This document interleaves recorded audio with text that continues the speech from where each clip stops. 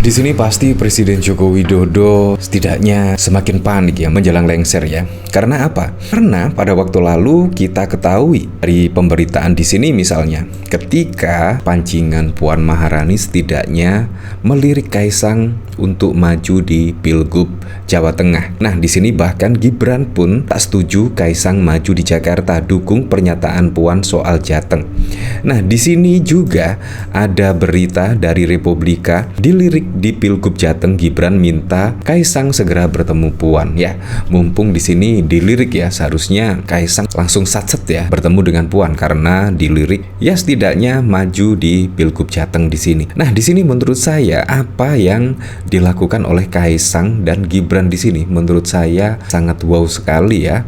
Apakah di sini ada cawe-cawe dari Presiden Joko Widodo? Apalagi kalau kita ketahui pada waktu lalu ya, pertemuan antara Presiden Joko Widodo dan juga Ibu Megawati sampai saat ini juga belum terjadi. Nah, akhirnya di sini pun terlihat sangat membingungkan sekali di mana Gibran di sini meminta Kaisang untuk bertemu Puan. Kemungkinan ya agak malu-malu dikit ya. Karena apa yang dilakukan Presiden Joko Widodo pada waktu lalu pada Pilpres menurut saya manuvernya sungguh di luar dugaan, dan bahkan Mbak Puan Maharani pada saat yang lalu setidaknya pada Rakernas kelima meminta maaf kepada seluruh masyarakat Indonesia karena ada kadernya yang tidak taat konstitusi dan lain sebagainya. Nah, apakah di sini Kaisang enggan bertemu dengan Puan karena malu? Dan bahkan ketika Gibran meminta Kaisang segera bertemu Puan, malah bertemunya dengan PKS. Nah, apakah juga di sini Kaisang ingin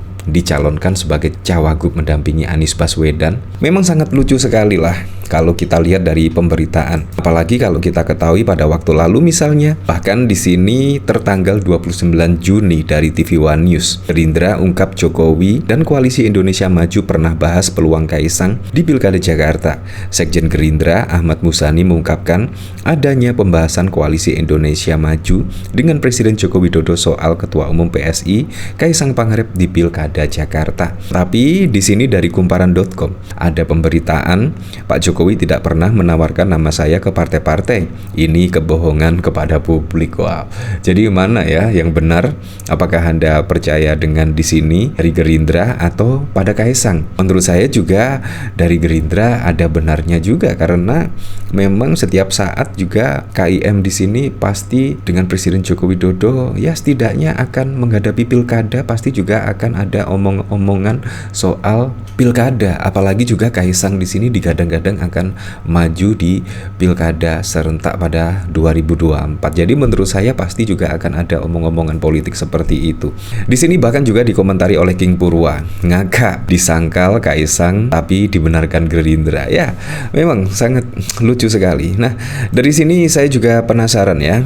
Di sini kira-kira beritanya seperti apa sih? Bahkan Gibran meminta Kaisang segera bertemu Puan Maharani. Di sini Wakil Presiden terpilih Gibran minta adik bungsunya yang juga Ketum PSI Kaisang Pangarep untuk segera bertemu dengan Ketua DPP PDIP Puan Maharani. Hal tersebut diungkapkan Gibran ketika ditanya awak media soal Puan yang mempertimbangkan Kaisang di Pilgub Jateng. Bagus, itu harusnya Kaisang hari ini segera bertemu Mbak Puan. Kalau Mbak Puan sudah berstatement seperti itu ya bagus. Katanya ditemui di gedung DPRD Solo pada 8 Juli. Disinggung apakah dirinya mengetahui sejumlah survei yang memunculkan nama Kaisang di Pilkada Jateng. Ia mengaku belum melihat. Kalau survei saya belum melihat ya, katanya. Kemudian, ketika ditanya apakah ia mendukung Kaisang di Pilgub Jateng, Gibran malah mendukung pernyataan Puan dengan antusias. Saya mendukung statement Mbak Puan.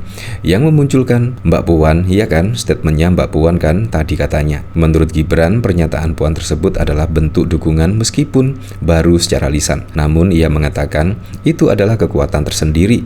Oleh sebab itu, ia minta Ketum PSI tersebut segera menyambangi Ketua DPR RI itu. Kalau udah ada dukungan secara lisan dari Mbak Puan, saya kira itu sebuah kekuatan dan harusnya Kaisang segera menyambut itu, segera bertemu Mbak Puan hari ini.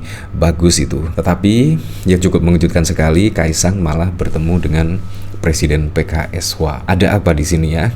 Di sini menurut saya manuver-manuver dari Gibran dan juga Kaisang di sini sangat mengejutkan sekali. Di mana kalau kita ketahui Presiden Joko Widodo dengan PDIP menurut saya saat ini juga sudah tidak ada komunikasi ya di situ, dan bahkan terlihat sudah jarang berkomunikasi dan bahkan terlihat berseteru lah. Apalagi kalau kita ketahui pada Rakernas kelima pada waktu lalu, bahkan Mbak Puan Maharani setidaknya memberikan kritik tajam dan meminta maaf kepada seluruh masyarakat Indonesia tentang ada kader yang tidak taat konstitusi dan lain sebagainya.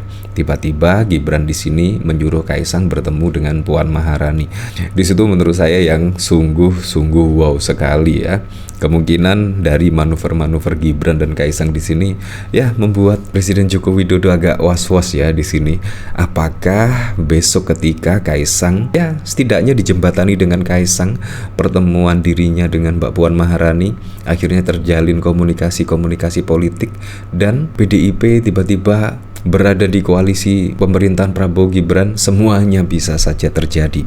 Kita lihat besok ya kejutan-kejutannya seperti apa. Dari sini bahkan dari TV One News di sini, saya juga penasaran kira-kira komentar-komentarnya seperti apa ya di sini. Di sini dari Ari Buseri, ketagihan makan babi, Kaisang Pangarep dagingnya bikin kaget. Di sini dari Sri MS, ya Allah lindungi bangsa ini dari dinasti Jokowi.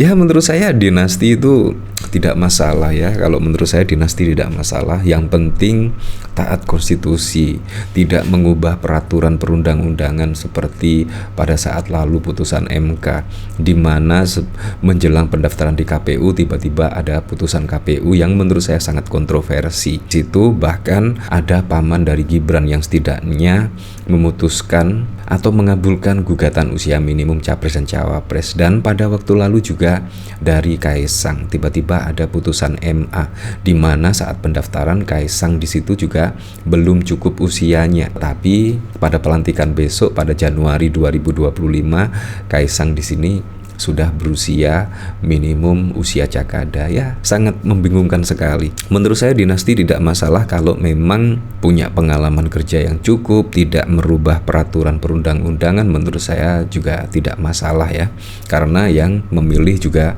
masyarakat, yang berhak menentukan adalah masyarakat. Tetapi kalau ada peraturan perundang-undangan yang dirubah, di situ menurut saya permasalahannya. Di sini dari Sutisna, itu artinya Gerindra juga udah jengah dengan cawe-cawe Jokowi.